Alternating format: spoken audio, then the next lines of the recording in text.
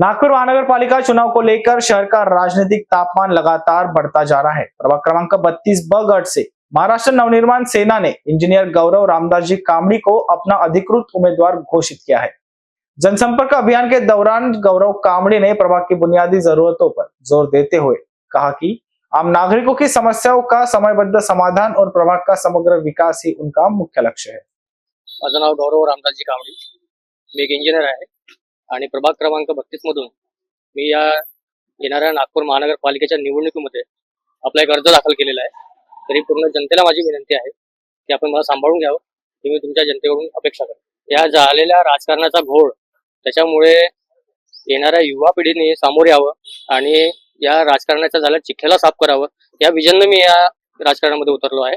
आणि नागरिकांच्या समस्या मेन म्हणजे आमच्या एरियामध्ये जी समस्या आहे, यांनी रस्ते वाढवले, रस्ते खोदून यांनी रस्ते नवीन बनवले नाही, त्याच्यामुळे पाणी जे पावसाचं पाणी आहे ते घरामध्ये शिरतं आणि आपण घराची उंची तर वाढवू शकत नाही, पण यांनी रस्ते समतोल म्हणजे सामान्य लेवलमध्ये बनवायला पाहिजे होते।